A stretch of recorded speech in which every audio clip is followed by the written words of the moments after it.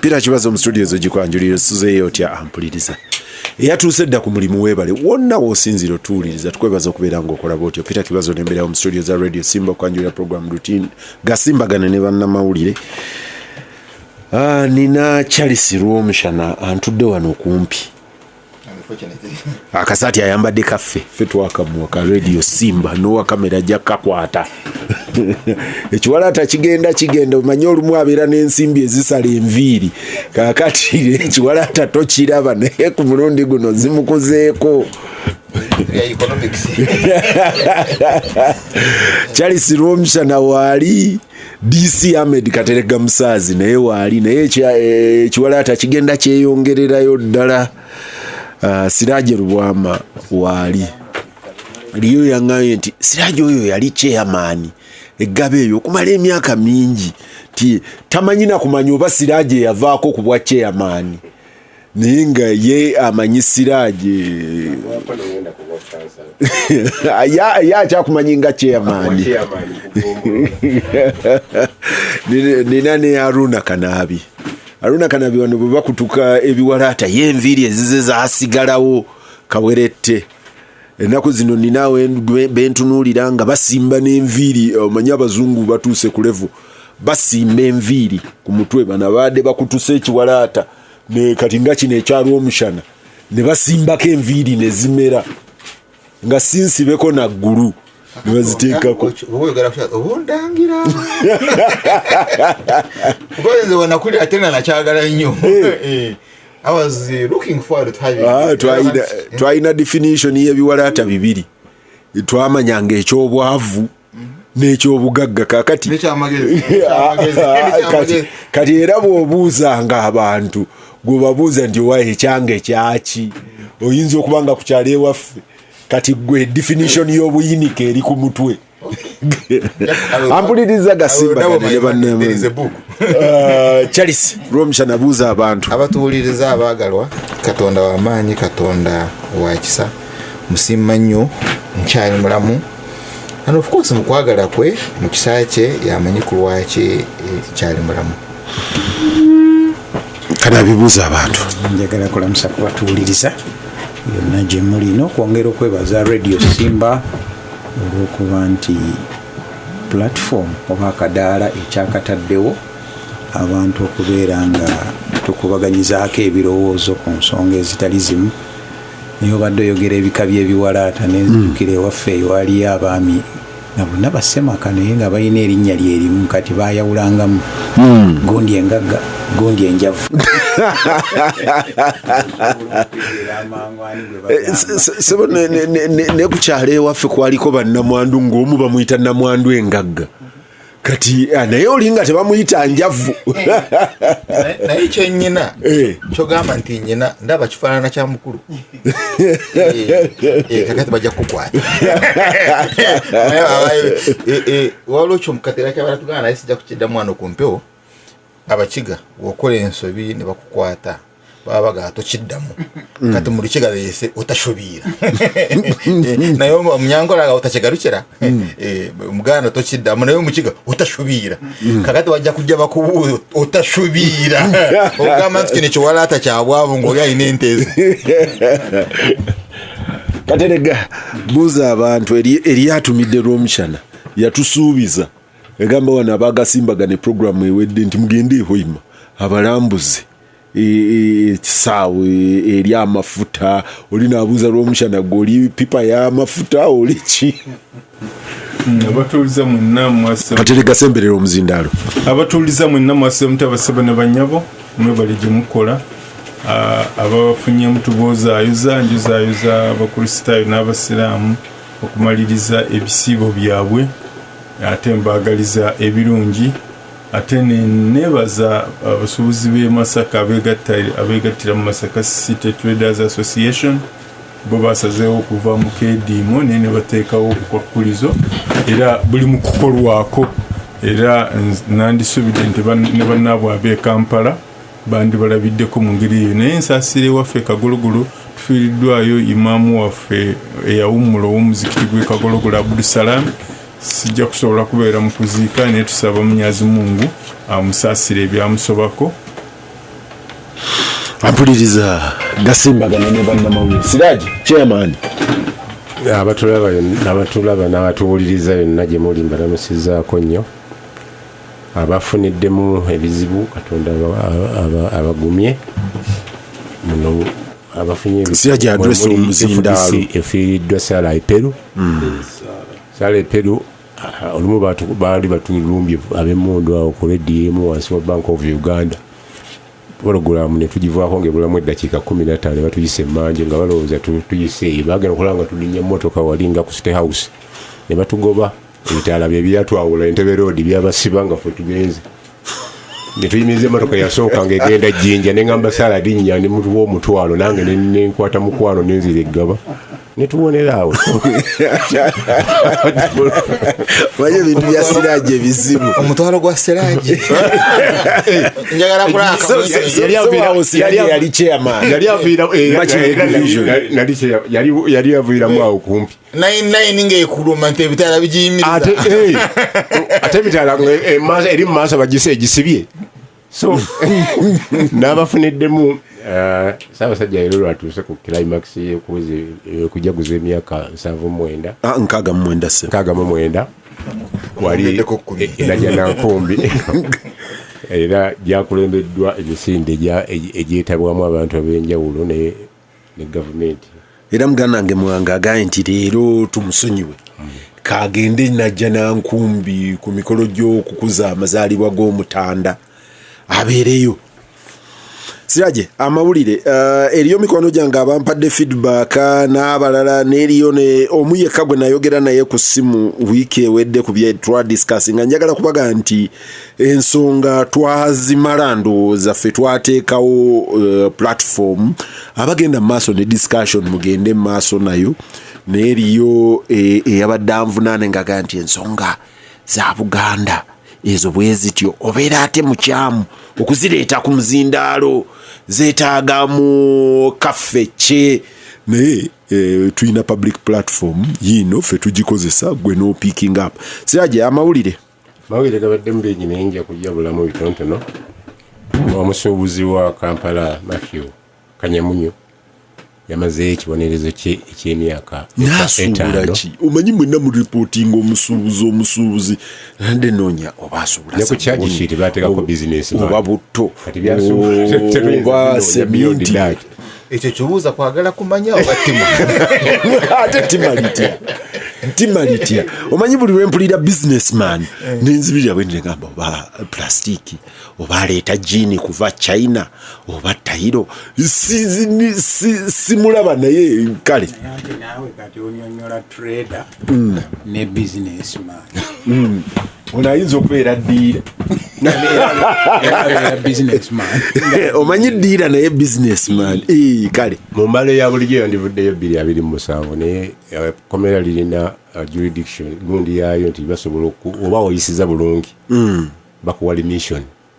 Guno omwezi ogusooka okuba n'ogumalayo naye eziddako bateekomako ennaku 10 y'ensonga lwaki yesavinze emyaka 3 n'abalala bwe babakola kasita oba wampisa nnungi bayina n'okwongeramu nga tebatugamba senga weeyisa bubi. Mukulu kibazo ndowooza kyokkanira kuba nalabye abantu bangi bawooza Kanyamunyu omwezi gwa prison gusigwa nnaku 3 era bwe bagenda nga batandika okubala kati fe abaali basaavinzeeko ku bibonerezo byabwe awo eyo yiri mutugiina Ebibeera byawe ekibonerezo kibeera kikyo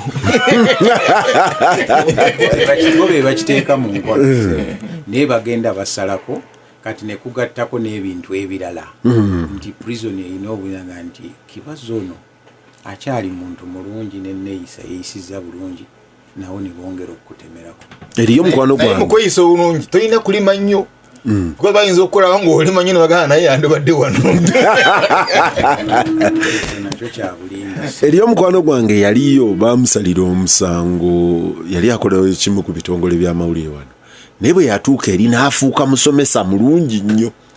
Abaprison bano abakola senior 4 abakola ekyomusanvu abakola senior ey'omukaaga nga kafulu mu kubasomesa ne prison eyo n'agiyamba nnyo mu kubala ebitabo byayo era ebbanga lye baali baamuwa nalyo lyakendeera naye simanyi bunene bw'okukendeera naye nga lyakendeera ate n'avaayo ng'afuuse mukwano gwabwe nnyo. But you see the Raja mukulu kibazo, it's not a punishment. It is reformation. It's reform. It's reforming. Rehabilitation.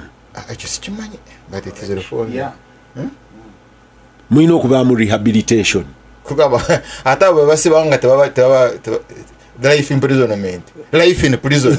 Ekitegeeza babeera convinced for bitosobola kukyuka. Goba tukyakyuka. Siraja amawulire amalala yongeramu naye ka speed. Abo abantu 14,921 abakosebwa kubomboloka ku ttaka e Bududa baweereddwa miliyoni 10 ne baweebwa ne eka 2 ez'ettaka basenguke bagende Siraje empanga ye y'amawulire naye erimu obuzibu. Wandisoose na kusengulwa nti baasenguddwa ne baweebwa ettaka ne babongerezaako miliyoni 10. Bw'otandika ne 10 obeera nga obeera otandikidde ku kitono. Of course kitono naye baliwo basengula nga tebafunye na 10. So Kafu egamba nti erina okubuusabuusa oba Uganda inasobola okuteeka AFCON Games mu 2027 olw'obudde obugenze n'ebintu ebitannaba nga mu kino we muli n'ennamboole ekyabanja biliyoni 17 emaliriza ekisaawe aba finance bagamba baziwaddeyo dda. Judiciary Taddewo element y'amagye nti abaakola omulimu ate ne bagukola obubi magye. Anti ezo biliyoni 17 zibagala batuukize bali kye bakola obubi bangambye mpise mu bufuuzi gweyagala ngende mu kataka ku magye. Nga bw'oyogedde ku magye nooza nakyo kigatteko kuba Kulaije yafulumizza ekiwandiiko naga nti omulimu gwe bakyagukola naye finance tennaba kubawongera client tannaba kuwongera paragraph agamba tewali mu Uganda agenda okubalemesa okukola obulungi. Nenga ne parliament yagambye Dahamobu Hamobu nti jangu otunnyonnyole kuwono substandard ne kati awo saategedde substandard kakola mulimu agate gunnagwa muona aganti substandard sente wakafulumya zikozeeko ki but pioneer is a bus ate yekisitategeera yekola kiwali paka naye omanyi nze yabadde akubiriza olukiiko nadde mwetegereza nga nti kati ayogera nga sipiika ayogera nga mkyala wa president wa FUFA naye mukulu kibazo anyway munsi erimu emmese ziri emitayimbo teweewuunya ne kamunyeze etikente nti waliwo wano emabega eri ssebo walinako one program myaka giyise nga mukyala Kadaga akyali speaker Rebecca alitwala akayanira oluguudo oba lwali lutindo kuyisimba wabaawo wano ssebe yatuweerezaga nti naye oyo obukugwa buyina obutunula okulaba kuba ebintu bibaamu mu mitendera kati ono substandard ye obukugwa buyina obumanya nti wano wetuba kuba basimanyi rough casting ani oba eyo yonna tebannatuukayo teganaga nti substandard gogaga tegannamala bumazi bwebagowaako kati wetugendera wetuli kati atunuulira leero kyekyo amagye gagamba atubulamu ssente fe ab'omupiira baga nti kibulamu kiyinza obutatuyisaawo nga bwe kifaanana muyinza okuba abakugu mu mupiira naye mu by'okuzimba nga temukola ki nanti ate azimba ffe tumuwa bye twetaaga omukugu wammwe kati omukugu wammwe yabagambye nti biri substandard oba mwabalabi omukugu waffe ani esegedda muzibu kyeno zisiibye etteeka ate ffe tuyina sipiika omupiira omanyi sipiika kati naye wa mupiira esegedda lisiibye limazeewo ekinamba nga liranga nti balina olusiisira ku bbalaza wali ku Kololo airstrip nga lugenda kulirwa Chief Justice Wako Wambuzi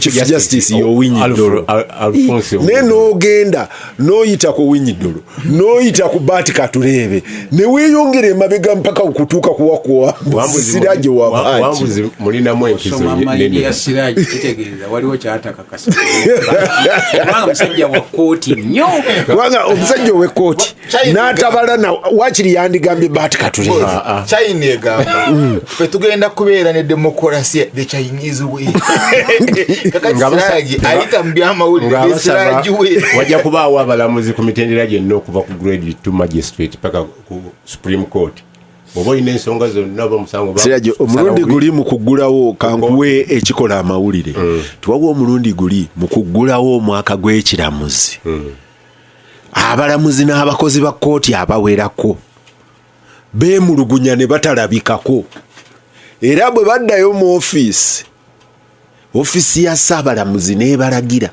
buli omu to personally explain their absence and show cause why disciplinary action should not be taken.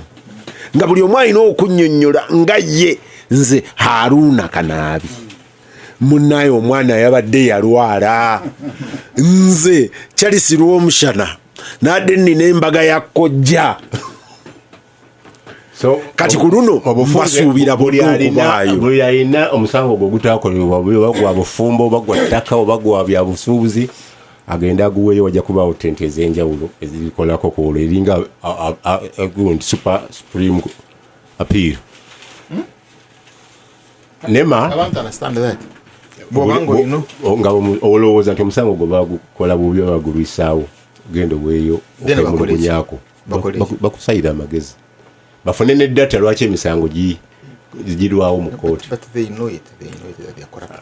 oluvannyuma lwa Profesa baali baseka okulondebwa ku presidential advisor yakwataganya edda n'ennema natandika ebikwekweto by'okukwata abamalawo entobazi basookedde mu Lwera ne bakwata ebyuma byonna ne bagamba bonna baagala kuzaawo advisor abeera n'obuyinza obwo asobola okubawa mu bbaluwa eyamuweebwa fakiti muwanga agamu ne mu America ate boolaba nga ba advisor baba ba minisita it depends.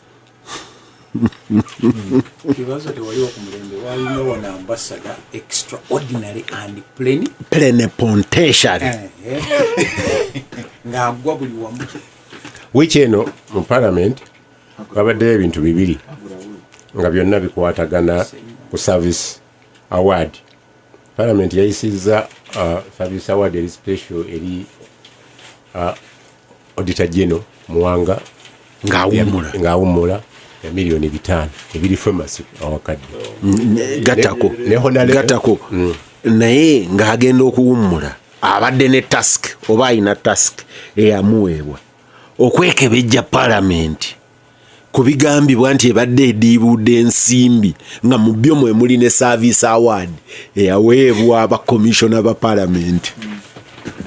Ekyo kigaseeko nakima nze ngaseeko bugasi mu Parliament yemu Honorable Ssekikubo yayimusa Theodore okujjukiza kitawe yali musawo right honorable speaker nti watugamba wano tujja kuteesa ku nsonga ya parliamentary exhibition ya milioni 5 naye nga tannaba kukyogera yabadde asomye mindset namugamba you can speak whatever rubbish you want. No sense. Nagamba I have sense. Nagenda maaso nakola submission ne wajja point of order kuva honorable munaga tuli ku serious issues za national budget ili tight niko ne deadline aleta gundi eyo kututeeka ku kintu buli kyetutateesa ku social media nga naye tumulaba mu bintu bya social media nga bamugamba okubba ettaka n'erinnya lye lijja mu kutta abantu kati honorable yaleese ekintu ekyo yadduseewo ono n'agamba ekigundi bakigyewo baki-expanding ku Hansard. Right honorable speaker n'agamba tekisobola nga yakireese taliiwo kati tulinda lwanadda fezi twegende mu maaso. yasanyuse nnyo agamba neewunya abantu abamu banaawe basanyuka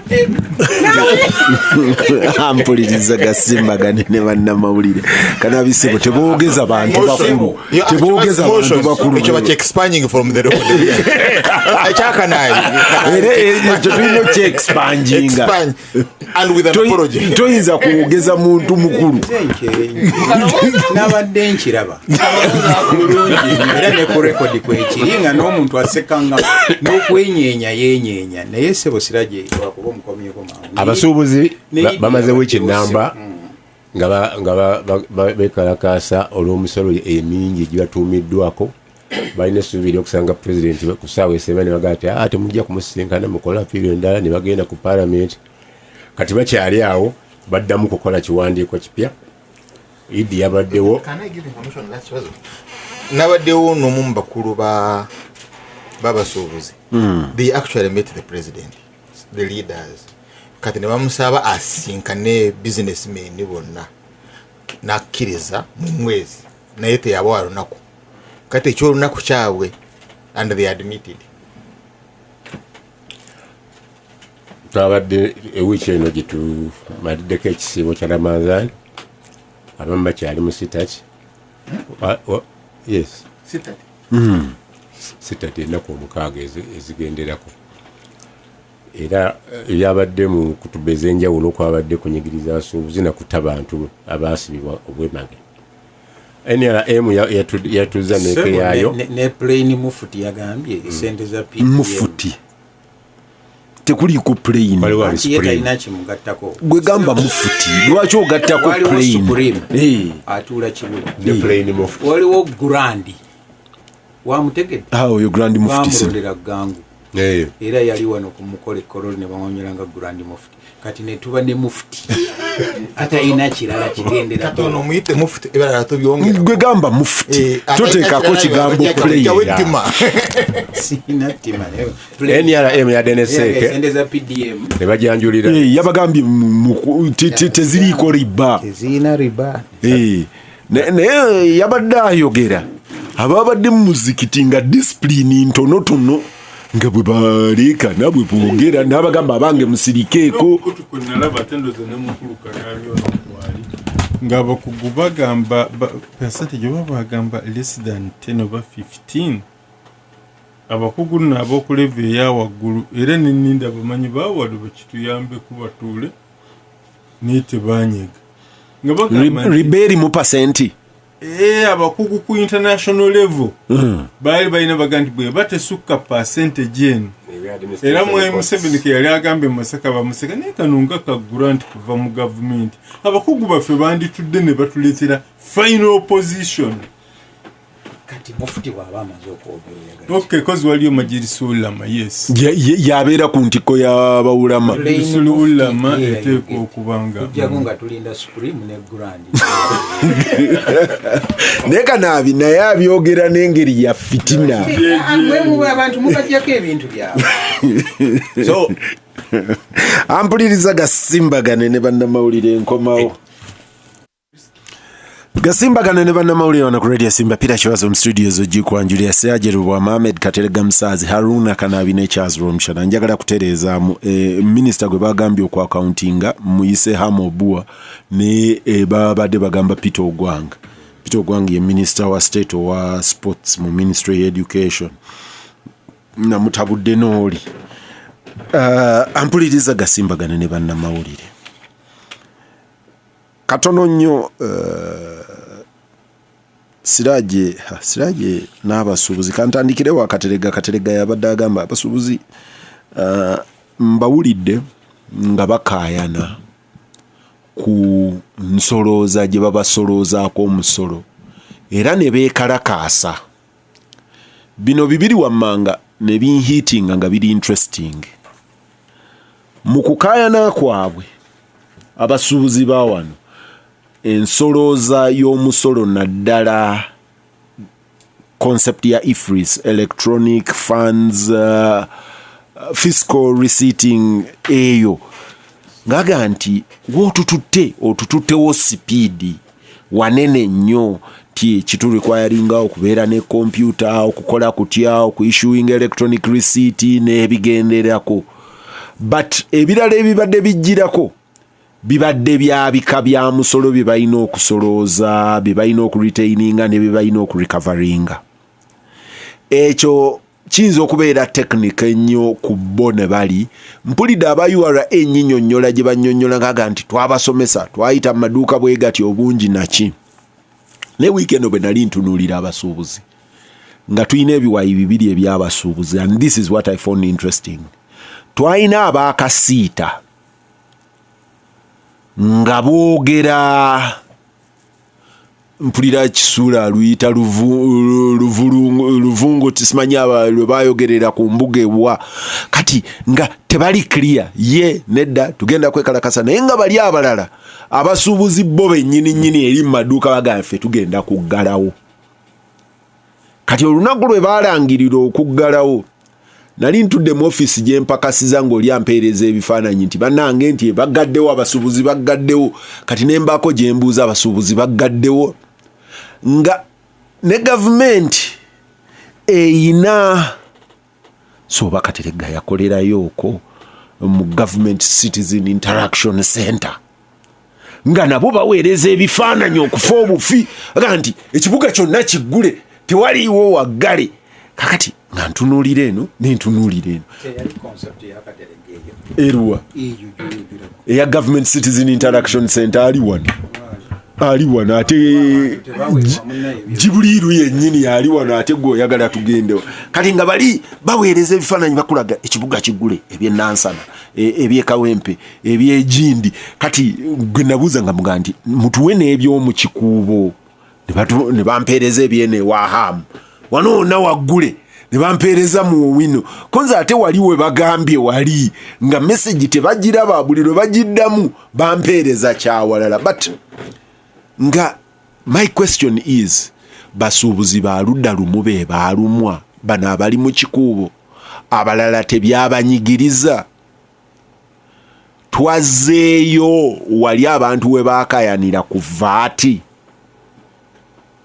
leadership y'abasuubuzi eyinza okubeera eri detached okuva ku pains z'abasuubuzi katerega mu bufunze nnyo ntandikira wuwo webalenyesewo bwenabadde nsinkanya abasuubuzi sembeera ku muzindaalo bwenabadde nsinkanya abasuubuzi b'e Masaka nabagambye nti kuba ebibiina bingi kati mu Uganda ebyabasuubuzi ninga ekyo ndowooza okay semateeka awa abantu ddembe buli mu okutondawo kyayagala bwe kiba tekimenya mateeka naye nga obwonna obunafu buba mu Uganda National Chamber of Commerce and Industry kubanga NRM bwe yajja mu buyinza yakkiriza abasuubuzi beeronderenga n'abakulembeze baaki n'ekyembeera eri mbiri maama waffe atuyamba nnyo mulabe ebweru ku kunoonya ki bamusiga nsimbi ne wansi obadde oyogera ku strike yali ya 97 eya Ugieta yabuna Uganda yonna kolo nagende nalindaga Sembabule neewuunya okutuuka Sembabule aleeta kawasebo abali mu studio bonna tebasinti baasibye kuliko babiri bokka naye tetukulaba otusuka babiri sebo abasibye bali babiri tobafaako nnyo naye yonna gireete tujja kunywa dabodabo omwo mwonna mu Bukomansimbi mu Kagologolo mu Sembabule ate zaate zinafuuka na town council nga kati bwali bukyali bu trading center sebo nga yonna bagaddewo era ndowooza ne bongezaayo okumala emyezi 6 nga bakyayongera okubasomesa kakati nze yalaba ku kiri nga nabona mu Kampala abamu babadde bagudde nga abamu bagadde ab'e Masaka ne babivaamu ne bagamba nti twagala kwengeginga gavumenti tewali lwaki nalaba omwogezi wa kasisi yange nti kati mugera abasiramu beegulira ebyokusaala kuyidde n'okusiibuluka lwe mutandika aniyisa Sekito n'aba n'omulala neyisa Sekito namuwulira so ku lwange ne ndaba nga mu ngeri eyange bwe ndaba kiri nti eno yabadde nga cold potato bw'ogeraageranya ku hoti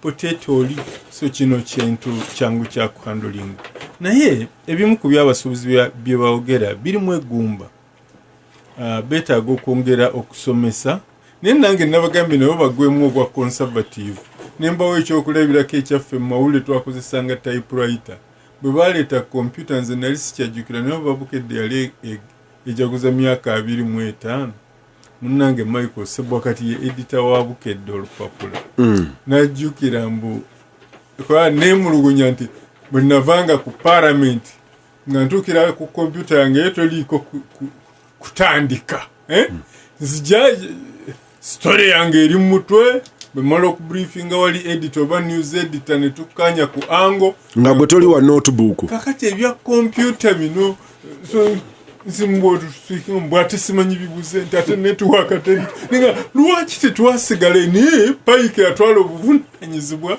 n'atuteeka mu ssente ne batwala wali ku YMCA ne batutraininga mu kompyuta nadde nga babasobozi nti bakkirize tenkyukakyuka zajja baziyige bahayalinga abakugu babayigirize kubanga ensi egenda mu maaso tegiraki tedda mabega naye ne baŋŋamba nga nabo bazibu mbu mu nkola eri enkadde omusolo oguyitako naye mu guno tolinawo oguyita then ne baŋŋamba nti baaliwo abasuubiza amabanja okubasonyiwa amabanja amakadde bagem president Babye Masaka yali nabo mu ndegeya nti n'abasuubiza okubasonyiwa 2018-2019 ate kati bano babitukiza then n'ekirala kyebemulugunya nga bakozesa mu kisa guno nti amateeka g'ebyobusuubuzi wano tegakola bulungi nti manufacturer ate era abeera wholesaler n'abeera retailer ate n'abeera ne hawker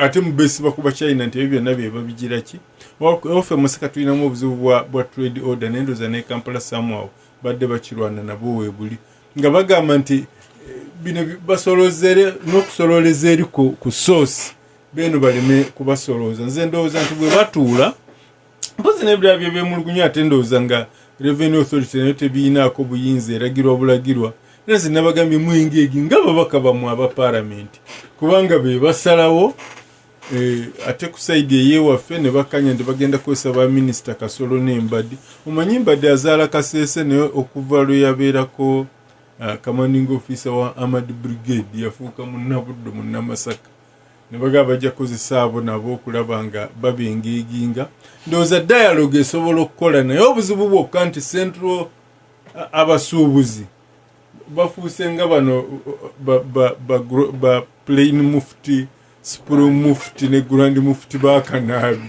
tebakyayina nze ndipoti nga kiriwo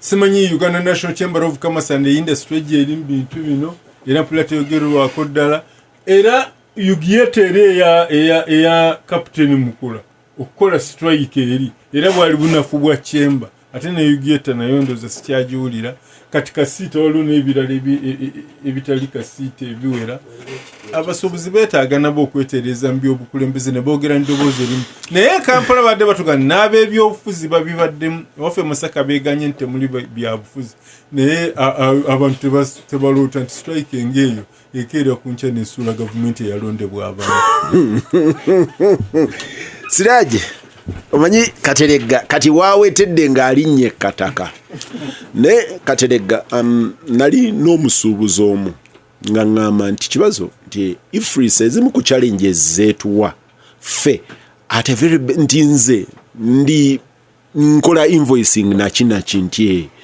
bwompa business olwaleero ate yabadde angereza ku gavumenti asuubula ne gavumenti nti kasa issuinga invoice mu system bepa URA emuwe ennaku ndozo zabadde 9 nti munaggwa ezo 9 olina okubeera nga guno omusolo ogukoze eki ogusasudde naye nga yabadde n'ekitabo kya invoice kitabo ngaga nti wano tie na supplyinga kitongole gundi kya government n'enki invoicinga nti kitutte emyezi 18 okunsasula naye yo wa URA omusolo gwagukola ki lwenkola invoice bekapapa neeyita mu system eri ewuwe gubeera gumaze okukola ki okurecordinga era abeera manje omusolo kati yagenza okumbreakingira down nanga nti ogenda okukakkana ng'olina okwewola osasula omusolo gwa gavumenti n'ate eyo gavumenti gye tukola nayo bizinesi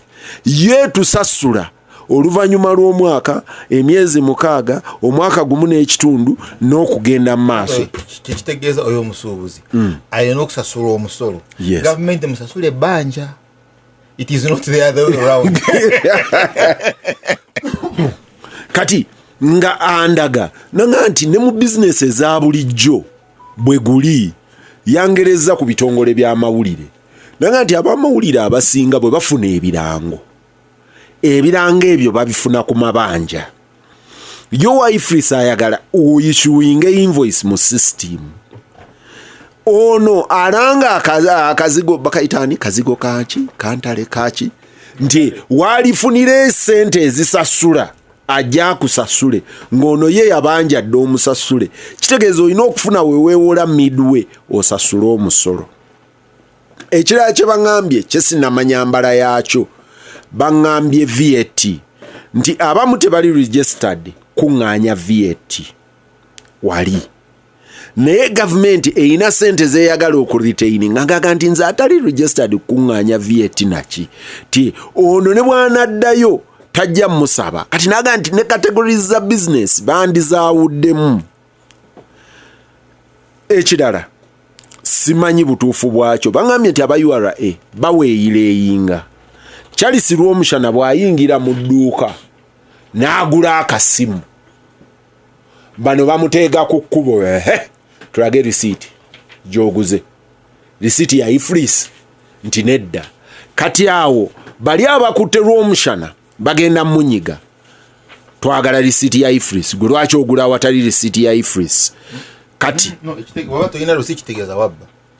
bano baga nti gyoguze oguze mbukyamu kati nga bakukamula nti wakati w'omusirikale ono akukutte n'owa URA Rwomushana abeera alina okukwata mu nsawo abalabemu bwe bavaawo nga bagenda mu dduuka eri ono eyakuguzizza akasimu andi gwe oyishuinga otunda ebintu nga toyishuinze receipt ya Ifris oyo tebatuuka ku Boulevard baŋŋambye nti URA in office bayitawo ku Boulevard ndi ku Boulevard tebatuuka boogererawo Oluganda ne bakunyoola nti ogenda okubiraba nga byonna kati abasuubuzi baga nti ekisooka URA bayambe ebakolere system kati omulala musuubuzi wa byamazzi yaŋŋambye nti an Ifris is an accounting system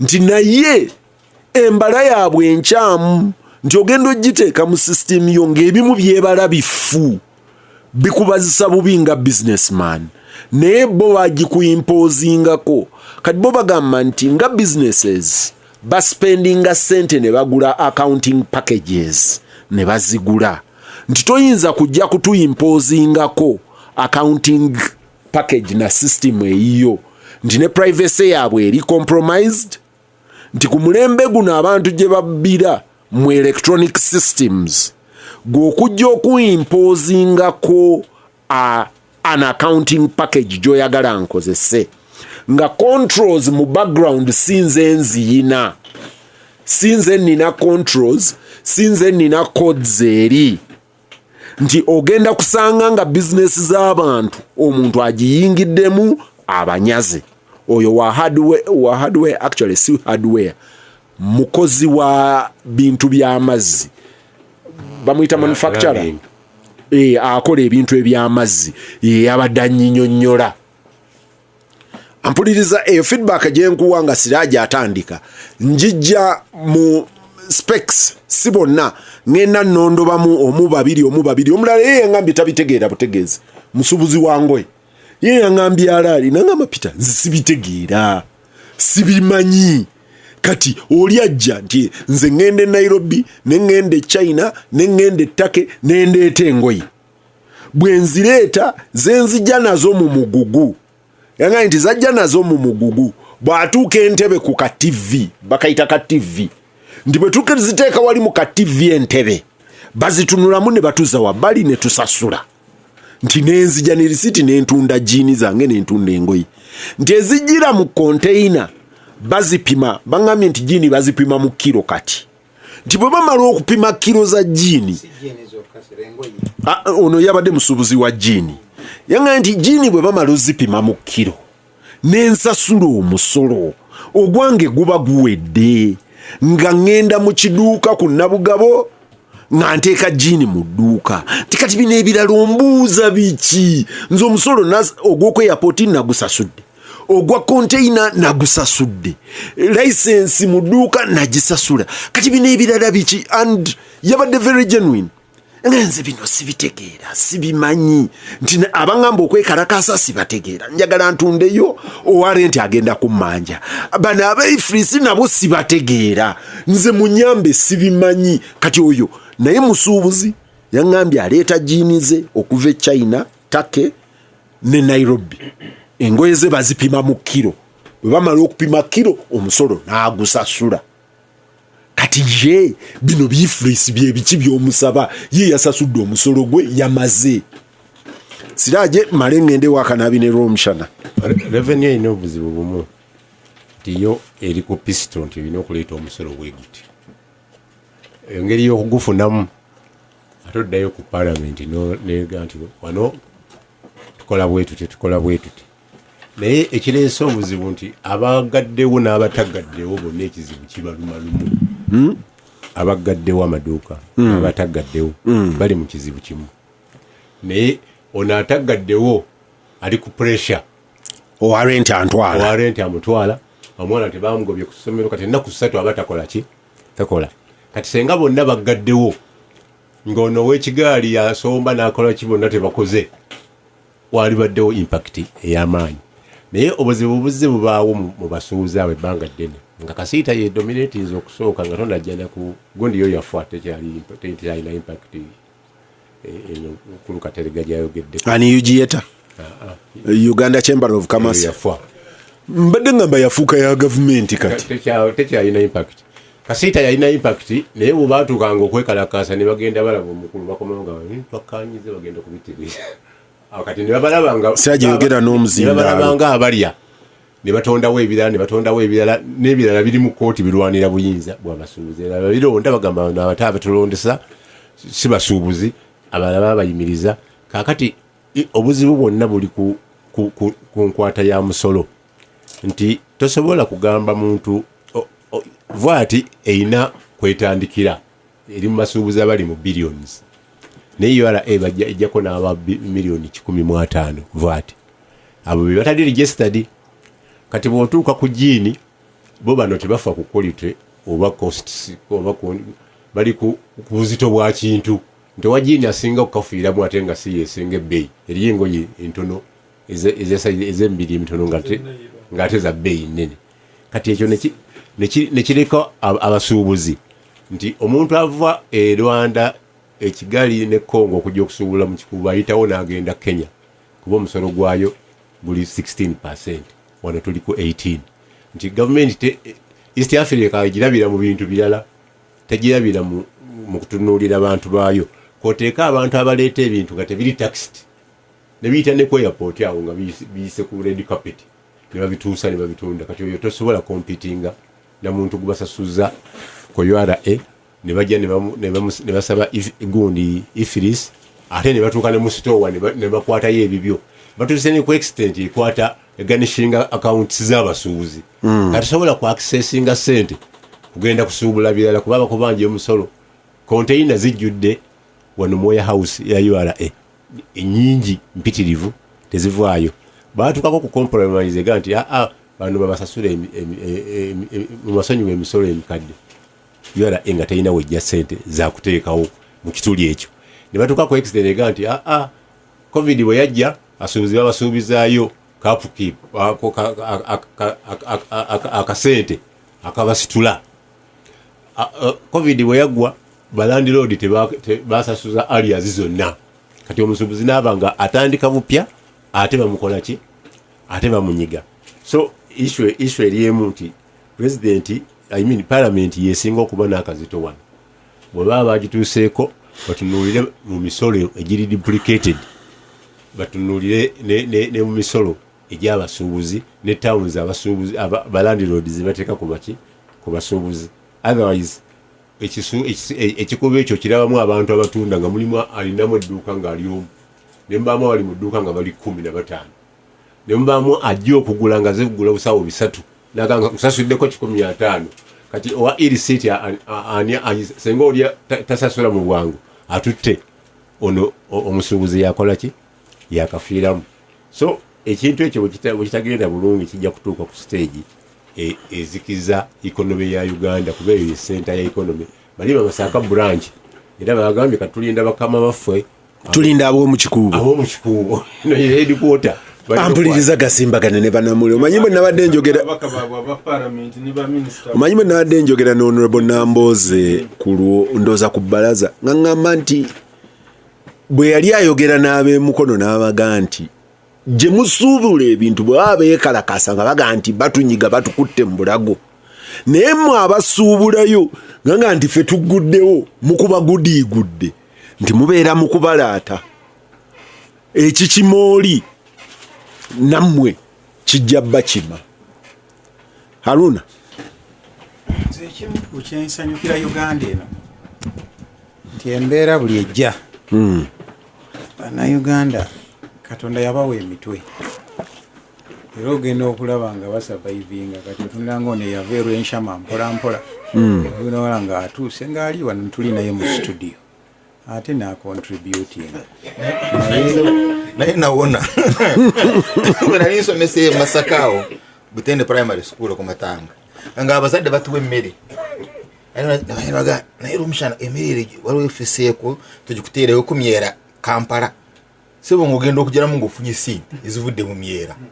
Kati oli musomesa ofuna musaala n'ate ofuna na sente z'emyera oyinza okuddayo okusoma kugamba benali nabo baasigalayo Matanga naye mpugwe ewaabwe kakati nze chansi yajja n'entoloka butolosi najja n'ekinankane n'ekisawo ky'emyera naguleyo sanduuke n'enziga empiira abakuwa amagezi bali yaga nti tofisaako tugitunde mu myera nga bagana nsigalayo nsomesa abaana baabwe. naye wafunamu bakusalira amagezi agafunamu n'ofuna sanduuke yaki emipiira. Naye mukulu kibazo nadde ntunuulira ebintu bino birimu emiteeko giringa 3. Ekisooka gy'emisolo. Emisolo gino nze ndowooza nti tegiri ku basuubuzi bokka, abakozi b'omusaala n'abalala gw'okuba ku byeyo contract ezo tugenda kugirawo ekuti omuntu ne bamugaa nti tukuwadde akeeyo ojja kuba ng'ofunayo obukadde nga 3 naye bagenda okujagaga nti 30% ez'essente ezo tugenda kuzikwata nga ki era nalabako omu Dr. Mulamba withholding owa 30% kanabi musasula wa ng'ayogera ye yayomba mu Luzungu, bano no bayomba mu Luganda. Fair way katalo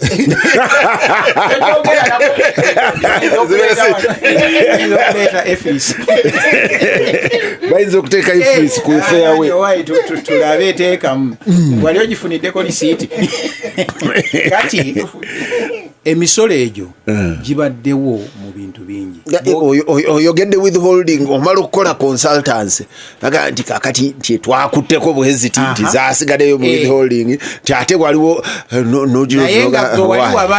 kangende ne zino nti ka contract konna onookamalira okwata kavuwa akola ki kati nga gwe bwenkumanyi n'obala seminti n'obala amabaati noga nti n'obala omusenyu ogenda okumaliriza nga bagani munnaye URA yatutteko kino bwekiti ne bwekiti ng'ensawo za seminti nga 5-6 zisaliseeko 5 musaaga weebale nnyo kati abo nabo babeerayo ne basirika tubadde tuli awo balandiroodi ennaku zino era nabo URA bali bubi nnyo osasula simanyi nankani ate oba oli awo ne district nayo nejja ne KCC kati ojja bw'obeera ewaffe ekira yasooka naga nti ground rate asoloza ez'ebisasiro simanyi naki ground rate ye muli municipality mulina omuweezize n'abala naye percentile n'agibala bulungi lwakuba ab'ekira babadde bakyanegotiatinga mukayana ne mugaa nti wano nedda n'ateekako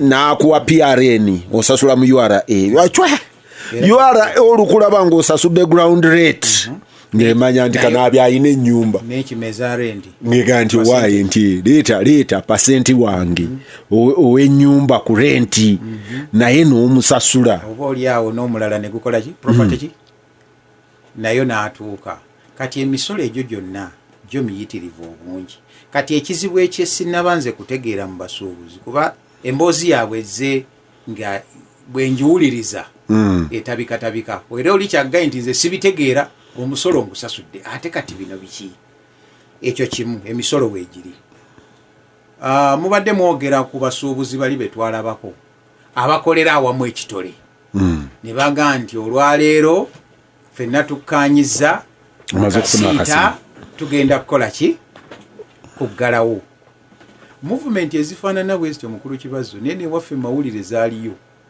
nga tukkaanya ne tugaa nti poliisi tugenda giteekako boyikooti ne batukolako mpolampola ne batukola ki abasuubuzi we batuuse olwaleero eddoboozi erimu baalifiiriddwa nabadde ebigundi byabadde bakuweereza nabadde nze wakati mu kibuga nga hamu akola eshariya nga batunda abaaya nga zikola ki zitambula era nagenza okulaba omu ng'agamba nti anti twalabye bannaffe abasiraamu nga bagenda mu yidi ne tugamba katulindemukko naye nga 16 ffenna tukola ki tugenda kwegatta wamu abalala bano abatunda sipeeya na biki eno kushawulirako abo bonna ne baggalawo ate awalala n'osanga nga bakoze eki nze ekyo kyekyasooka okundaga nti abasuubuzi kozi yaabwe bagikoze eki bagiriddemu olukwe kuba tebakyayogeranga ekitole era ababadde bagamba nti pulezidenti agenda basisinkana noza naye bwe yafunye feedback eyo naga nti kati bino tebikola ki ewandege yanga bakola bulungi nnyo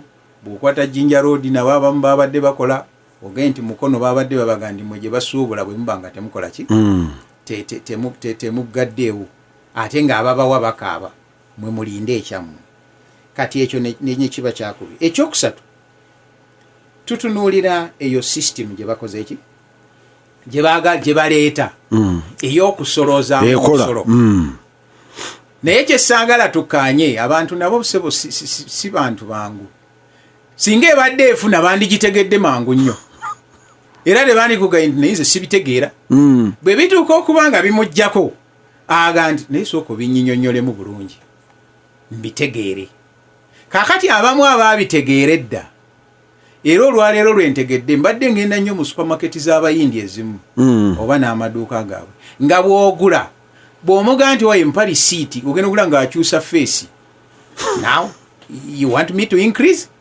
why do you want receipt ebuuza risiiti lwaki tayagala kugimpa kubanga yeekakasa nti ebintu byange mbikoze eki mbiguze kati sisitimu eno URA bwe nagenza okugiwuliriza ennyo ng'eri ku transparency twagala butangaavu mu bizinensi yo kyotuwa kyekyo ddala kyoyingiza nga tetunaana kudda ku miteeko gya misolo twagala tuteekemu wano ekitangaaza artificial intelligence ze tulabe oba ddala kyoyingiza kyekyo omusuubuzi agenza okwetunulamu nga URA kyegamba eringanga beegamba nti wayi nandaweyayo tugitegedde n'eri munda yonna tulabayo aga nti tulagawa naye unfairness eriwo mukulu kibazo n'alyagadde nnyo efris eyingire ne mu mutunzi w'ente n'ow'olusuku ebya agriculture biri exempted kati awo ye discussion gye tuyagalako value addition for exempted byo bikomawa and even export kubanga owa jini bw'ogenda omubalaabala ayinza okuba oli aggaye nti ajjira ku ki ng'ali mu bukadde nga naye 30 oba 40 bw'azannyiramu oluusi n'obutawera naye URA mugamba nti gwe njagala butangaavu lw'omushana ayina ente 5 weewaawo baatugamba dda wano mukulu kibazo waliwo yaweereza message nti ebyente mubyogerako mubitegeera nnyo naye kati katubyogerera eno mu kufuna n'atikka loole nejja mu lufula buli nte n'agitunda obukadde 2 oba 2 kitundu n'obusa n'abutunda n'ebisubi kwe bagireetedde nabyo n'akola ki n'abitunda babizaayo abaana b'erufula baŋŋamba nti kati loole bwe ziba ziddayo n'ebisubi ziddayo n'obusa tebakkiriza kubireka eno webale nnyo n'agenda mu lusuku nayo n'atema kati ddiisa ŋŋamba nti agricultural products zo ziri ki nali nva ewaaba lw'omushana bwe ngenda okuyimirira bayitayo bw'ova mu Nnengo ndowooza akatawuni bakayita Kambuga nga baleese amatooke gajjudde awo nze nali simanyi nti baasi zino kooki ebbuutu zaazo zikola nga loole nagenda okulanga batikka amatooke kyenkana loole enamba bagitadde wansi wa baasi bwe nti kunzabaayi kino kiki kati oyo tali mu system ya efrisi temulaba simanyi kwakyo kyeremeddeko ebintu bya misolo bintu bya mateeka ate etteeka ligamba ebintu byonna ebya agriculture biri tax exempt ne exports are tax exempt bagenda okyuse teeka but Romshana kyototegedde one ne bwebanga agriculture yenga agriculture ali tax exempt you are not exempt on income tax you're not exempt on income tax actually kanabika information Robert Kabushenga bwe yali mu New Vision bwe yatandika okuwandiika ku balimi bino eby'omulimi asinga ne bamukavaringa ne bakola ki oli kasa yatandikanga naye nti nze olunaku nfulumya twe z'amagi 2 nenkola bwenti babanga bali awo nga URA konkonyi nti wange income tax era yatuuka ekiseera John ndoze yali atugamba nga kati abantu bamugamba nti wange tojja saagala publicity yo because callinga tax collector okujja ewange kati kiri Romshana kyogamba kya bulimba nti no mtunga botu pate na ki akatukiriza nti income tax oli bajja anti kati kanabi kyagamba nti do the same with all kakati osobola ogenda mu famu ya mukulu Museveni for income tax anti kiche tugamba na yagende a system bagamba emisolo nagikugambye gyo gibaddewo era gya miteeko mingi tegiri ku basuubuzi bokka ze gambye nalabako ayomba mu luzungu where did my money go I was supposed to get 10 million ate ne bamugamba munnange URA yayisizza ki ekipapula kikino kyesomere no naye ng'oluzungu alutegeera naye tayagala dukola ki okkiriza ku miliyoni 10 nga bw'abalabala bamutema yezo nya namba naye gyali misolo kyetugamba efrisi nze mu kugitegeera kwange ekigendererwa kyayo transparency teweekweka kanabi bali ne bakongerako components endala kuba kati abagikozesezaako baga nti anti it is also an accounting package nti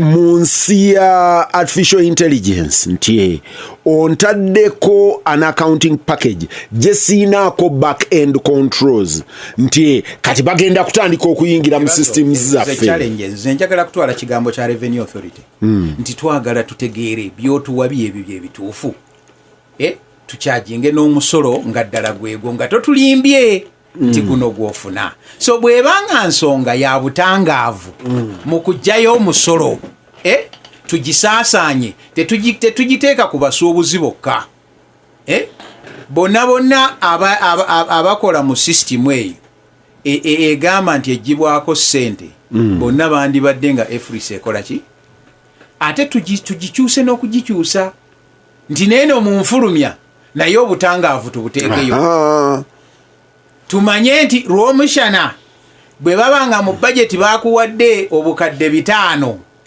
ensaasaanyayo yeeno naffe tulabe ekyo kikole ki kitegeerekeke bulungi so n'ekisembayo URA yo kakati tefaayo eyagala ssente mukama waayo agigamba nti waliwo shortfall gobindowooza recently oba yabagambye nti zino sente muyina ozireeta kati bo babaddewo obadde oyogera nti kubala embala y'ebintu simanyi oba ofunyeeko omukisa ogufuna ekintu nga kiva bweru n'osanga omusajja mu URA n'omugandi munaye risiiti yino kwe baagulidde ekintu naga nti n'agenda ku Google n'agira naga nti rates zaffe eneegundi nasangako omusomaali ng'akaaya no yaleeta simu oba mukwano gwe yagimuweereza nga bamugamba omusolo gwa $2,000,000 naga nti bagizeeyo buza abagula emmotoka bw'omala okufuna emmotoka yo nejja nina munywanyi gwe mmanyi bw'emala okutuuka nga wagibaze nogaa nti bajinguza $1 nti $1.5 oba $2 nti nozibala nobaleza URA enti ku percentile bweti bw'omala okutuuka wano omwana n'ateeka mu system nagaa nti eno nti gogamba nti bagikuguziza bwe bati naye ffe ku system yaffe 2017-16 nti omusolo gubeera bwe guti n'olyoka okanula amaaso n'onoonya balw'omushana nti lw'omushana munaye go alina b'omanyi mu URA njogereraayo oba n'onoonya president n'akuwa exemption ng'amadeka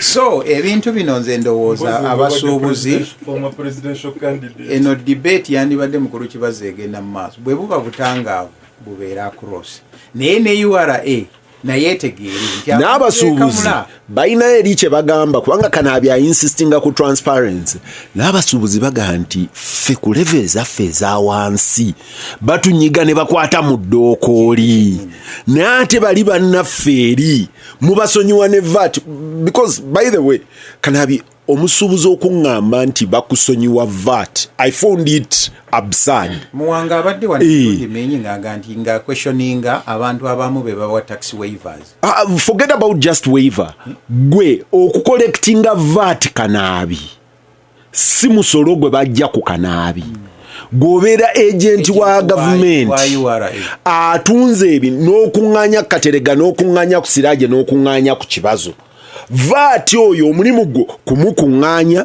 n'omuwaayo gavumenti bw'eba ekuweevingidde nega nti ne VAT mukusonyi kiba kitegeeza nti z'okuŋŋaanyiza ku bano gavumenti ezikugabidde bugabizi kati okusanga omusuubuzi ng'ali ku haamu ng'akikunnyonnyola era namutunuulira wenene nga olaba akitegeera obusungu bwabwe bungi eyo wansi gwe mubalaba nga abatabalaba bakimanyi bulungi era si basiru nze gambye FRC singa ebadde ng'ebafunira tewali yandi kugenda sigitegeera gasimbagane ne bannamawulire president ali ku record ng'ayambalira kasiita naga nti balina makulu kyabo okujjako okugenda okuleeta ebyabalala bye bakoze if we can get rid of them what is the problem gasimbagane ne bannamawulire Chelsea lw'omushana bateeka amanyi ku exports But you see Katerega, that is also a lie.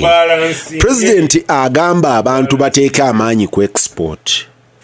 Abadde aleeta wano abasuubuzi n'atusiba ekiwaani naga nti naleese omukozi wa leediyo agenda okumanufacturinga leediyo e Uganda n'ateeka wali ekkolero ewa ennamanve ng'apanga leediyo kati n'atuuka ekiseera nga n'okuzipanga takyazipanga ng'aleeta namba zireeta mu container n'aziyingiza mu box kakati oyo abeera akoze waliwo appliances eziri katale kati emu nagirabye ya Sachi rice boiler oba rice cooker ng'eno wansi kuliko made in Uganda konze en advancement nga y'amaanyi nnyo nempita omusajja nemuga nti bino made in Uganda oba assembled in Uganda nagamba wange nange simanyi kuba nadde ntunulira material eriko eva Sembabule ewaaba Katerega evaawa kubanga made means nti byonna tubikoze eki ne bwe tuba tukozeeko ekiwerako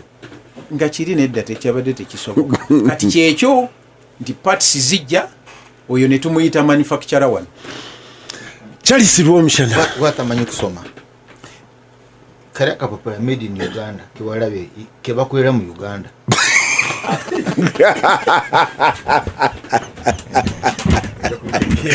tebakola mu Uganda bake bawandike sebo kapapula ke bakolera mu Uganda made in Uganda kitegeeze ekyo kano kosomye is made in Uganda kakati mukulu kibazo tosobola kutegeera kiriwo nga kujjako otegedde the National Resistance Army Historic Mission. So eno economy join what you call the economy is a tool in the historic mission. Economy yenkana na amaje. Mukuru Museveni waba atunulira economy aba atunulira amaje. That's why nga mukuru Salim Sare awayeje eri mutabani we Muhoozi Kainerugaba yamugamba for twagira our budget as NRA yali around 6 billion. Kakati muli mu trillion. So bo okukula kwa economy bakulabira mu nsimbe ziyingira mu maje. Now ensimbe ziyingira mu maje is not local currency. Zino tanka, bombuzi, nyonyi bichebyo babigula mu dollar. Therefore gwe bwoba ng'ogenda kuba compete ng'ovuganya n'amagye ku dola you are an enemy. You are an enemy. So Kasita is an enemy force. Why? Oyina deficit, balance of payments deficit, I think is around $1,800,000 buli mwezi, and tuyina around $4 billion or reserves ze tuyinawo mu charge ze tutereseewo okugulamu emyezi 3 emyezi rafale between 3 kwena singa dola ebate yingidde. Now but twetaaga around 2 billions I think a month, but you will check the figures okuyingiza amafuta gitukozesa. In other words, zine ensimbi zonna ze tuyina strategic reserves botonga tufunye yo dola tugalawo okugula amafuta within 1 or 2 months tuba tumaze okuzimalawo. I think even 2 months the total import bill tusobola okumala emyezi ena, but our fuel gitukozesa emalawo. So if something goes wrong dola neta yingira oba oyina okuyingira obote kyali ayina window 1 window 2 ng'okufuna dola oyina okuwandiika ebbaluwa okufuna olukusa kuva wa Nabbanja prime minister. Therefore mukulu Museveni bw'atunuulira this business bano ba business people kati naleetawo strategy yo okukivaamu tanaba kutunuulira nnyo okuyingiza dola. Mr. Museveni is not looking at like tourism. Tukole tourism eyingize dollars ezo. Mr. Museveni is not looking at kati nga Saudi Arabia amafuta gayo bwegasima company ya government, but for wano ani na nyini cement, who is the owner of cement, ani na nyini because ebyanda bade bivamu ensimbi strategically ya babye guza mu deep state yawe and by the way mu economy eno sikyangunyo okufuna ensimbi eziba mu gold nebe badoyogerako era abasuubuzi babadde bakayana nga bagamba nti naye ye zaabu nga temumucollectingako musolo.